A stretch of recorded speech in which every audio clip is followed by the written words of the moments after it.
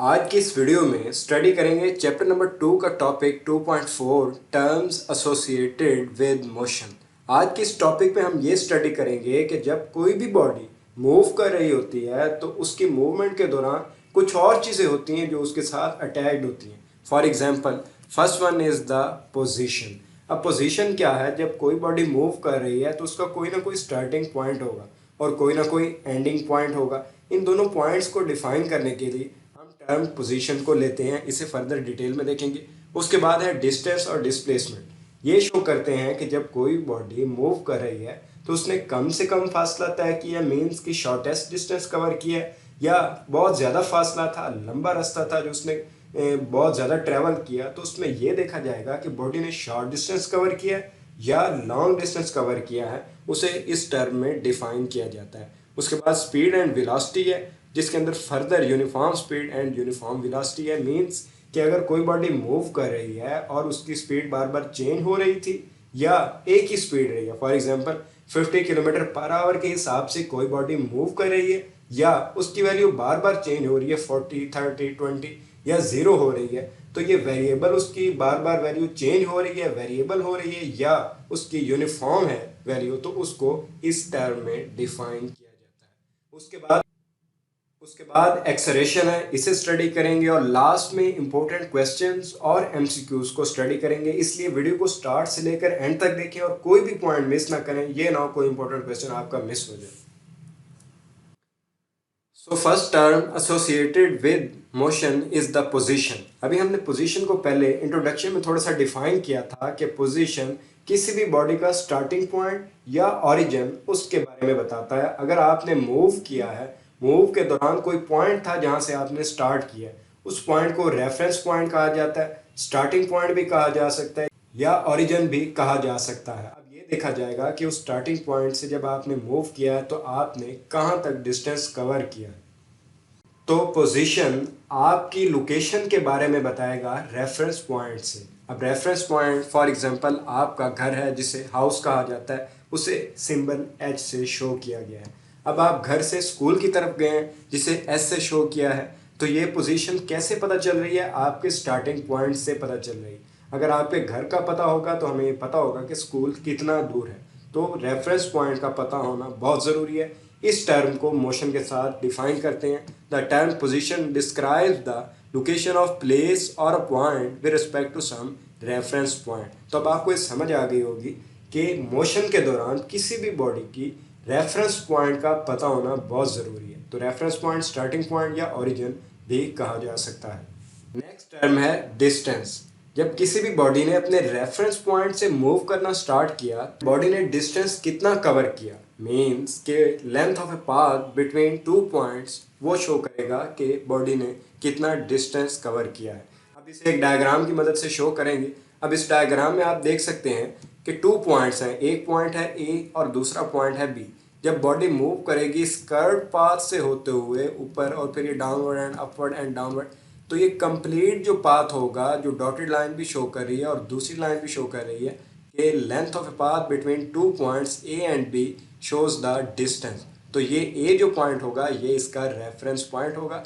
Reference point की मदद से हम ये देख सकते हैं कि किसी भी बॉडी ने डिस्टेंस कितना कवर किया है। अब ये जो स्मॉल डी है और ये जो रेड एरो है, ये शो कर रहा है shortest distance between two point. Complete length, ये कंप्लीट में कर्व्ड आ जाएगी और ये सारा पाथ आ जाएगा, जबकि शॉर्टेस्ट डिस्टेंस में पॉइंट ए से बी तक हम एक स्ट्रेट लाइन लगाएंगे और इसे शो करेंगे डी से, और ये शो करती है डिस्प्लेसमेंट। मीन्स कि जब कोई भी बॉडी अपने रेफरेंस पॉइंट मीन्स के स्टार्टिंग पॉइंट से मूव करना स्टार्ट करती है तो उसने फासला कम से कम तय किया है या ज़्यादा से ज़्यादा तय किया है, तो इसे इस टर्म को भी मोशन के साथ डिफाइन करते हैं। तो डिस्प्लेसमेंट होगा shortest distance between two point is called displacement. तो ये डिस्प्लेसमेंट की डेफिनेशन हो जाएगी। अब अगर इसे डायग्रामेटिकली देखा जाए तो डायग्राम में उसी डायग्राम को दोबारा ड्रा किया जाए तो ये जो शॉर्टेस्ट डिस्टेंस है between two points A and B, इसे रेड लाइन के साथ शो किया गया। इसका सिंबल है डी, जो कि शो करता है डिस्प्लेसमेंट, और ये शॉर्टेस्ट डिस्टेंस है बिटवीन टू पॉइंट। एस क्या है? ये डिस्टेंस है और ये लेंथ है कंप्लीट बिटवीन टू पॉइंट। तो एक कंप्लीट लेंथ को डिस्टेंस के तौर पर लिया जाता है और शॉर्टेस्ट डिस्टेंस को डिस्प्लेसमेंट के तौर पर लिया जाता है। नेक्स्ट टर्म जो किसी भी बॉडी की मोशन के साथ एसोसिएट होती है वो है स्पीड। अब स्पीड हमें ये बताती है कि जब किसी भी बॉडी ने अपने स्टार्टिंग पॉइंट से मींस के रेफरेंस पॉइंट से मूव करना स्टार्ट किया है तो उसने कितना डिस्टेंस कवर किया है उसे काउंट करने के लिए हम टर्म स्पीड को यूज़ करते हैं जो कि मोशन के साथ एसोसिएट है। तो distance covered by body in unit time is called speed. अब स्पीड का जो फार्मूला होगा distance covered divided by time, तो जो डिस्टेंस होगा उसे टाइम पर डिवाइड कर देंगे, उससे किसी भी बॉडी की स्पीड को मेजर किया जा सकता है। इसका जो फार्मूला है वो है S is equal to V T. S show कर रहा है डिस्टेंस को, वी वेलोसिटी को और टी टाइम को शो कर रहा है। मीन्स कि जो बॉडी ने डिस्टेंस कवर किया है गिवन टाइम में उसे आप स्पीड कहेंगे।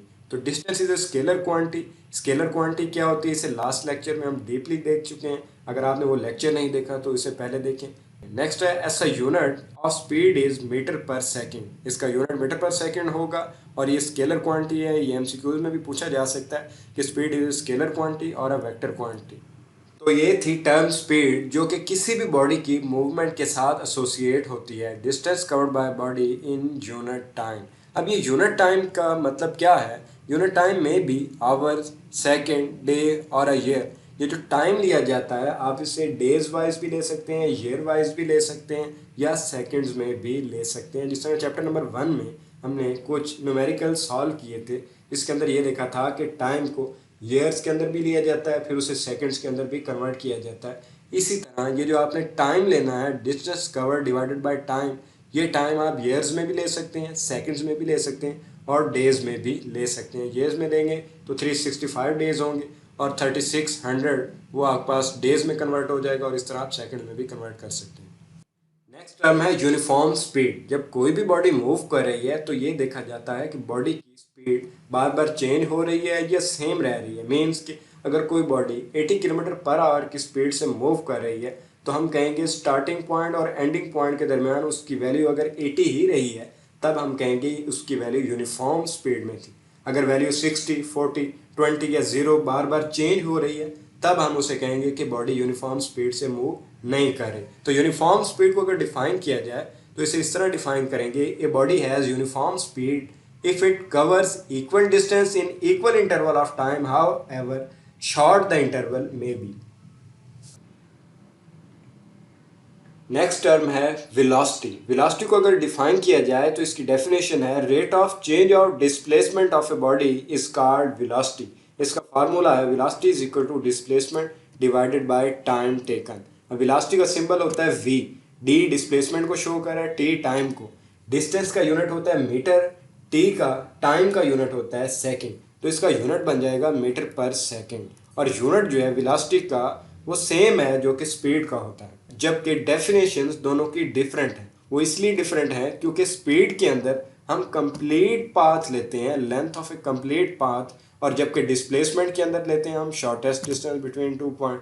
तो स्पीड जो है वो distance covered by body divided by time है और डिस्टेंस ये कंप्लीट पाथ कहलाता है, जबकि डिस्प्लेसमेंट क्या है, ये शॉर्टेस्ट डिस्टेंस बिटवीन 2 पॉइंट्स है। तो इसीलिए स्पीड में हम डिस्टेंस को डिफाइन करते हैं और वेलोसिटी के अंदर डिस्प्लेसमेंट को डिफाइन करते हैं, जबकि यूनिट दोनों का सेम ही होता है।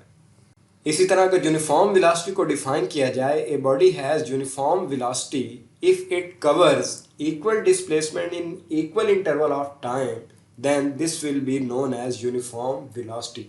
अगर कोई भी बॉडी अगर डिस्प्लेसमेंट कवर कर रही है, अब एक्सेलरेशन हमें ये बताता है कि जब कोई भी बॉडी वेरिएबल वे में मूव कर रही है, मीन्स कि उसकी वेलोसिटी अगर चेंज हो रही है, तब हम उसे डिफाइन करेंगे एक्सेलरेशन की टर्म में।